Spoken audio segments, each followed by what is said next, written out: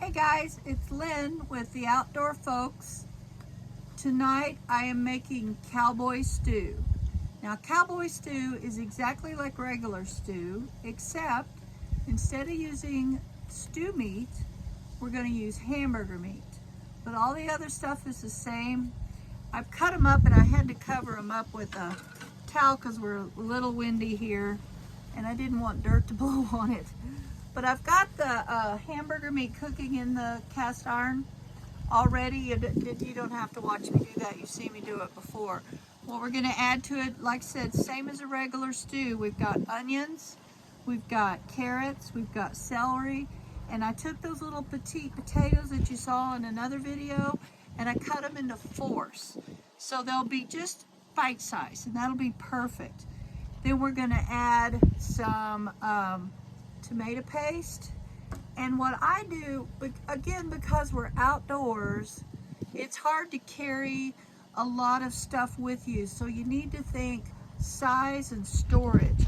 So instead of bringing big old boxes of beef broth, what I've got is these little bitty packages of au jus, and then I'm going to add water to them, and that's going to taste just like we used beef broth. We're going to use a can of diced tomatoes, and then we're going to add our seasoning, salt and pepper, and I'm going to use the hamburger seasoning we used the other night again. Like, you know, you always want to think of things that can be used over and over and over again, so that the one container is the only container you need to have with you when you're in the outdoors. Okay, so I'm going to add the tomato paste to the hamburger meat that is already browned. And you remember what I said before, you're going to put in, same thing, you're going to put in about a tablespoon, and you're going to let the heat get into it before you go on. So we're going to let the heat get to it, and then I'm going to mix it in with the meat. When it smells like it's got some tomato going on in there, that's when you know you're ready to add your other ingredients. So I'm going to add all of my vegetables. I'll tell you what I'm going to do first. I'm going to add my au jus sauce, the powder, to my meat. Now if I was doing this where I wanted a thickener, I would have added flour or cornstarch to the meat at this point. And that's why I'm adding the au jus, because it's like that. So I'm going to sprinkle that in,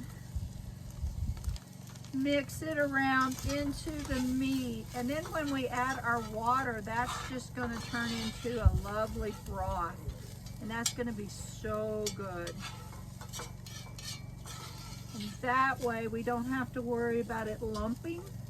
You know how if you add flour to liquid, it becomes lumpy, and you got to be careful of that. Okay, so now I'm going to add all of those vegetables I told you about, even that one I just dropped. And you notice we use the plastic cutting boards because that's the easiest to clean, takes up the least amount of room for storage. So we're going to put those in, and then we're going to add our water. So that's 4 cups of water.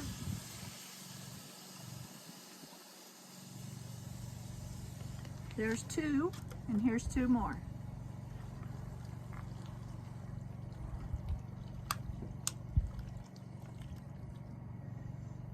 And that's just like adding our broth.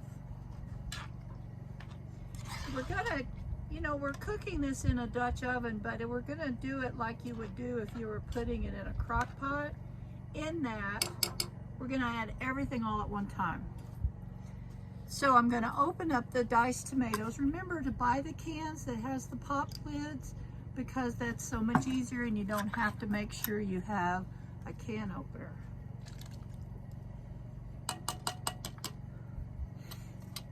All right, we have that. We're gonna add our seasonings. These are just to taste, absolutely to taste. So whatever your spice preferences are, that's how much you're gonna add. If you don't like so much of something, then don't put as much in, or don't put any in at all. Just like I said, we like our food, we like it with some taste, and we don't like it plain, so we really like to add our spices. So now all I'm gonna do is mix this together really good. I've got it on as low of a flame as I can have it on, and it stay lit.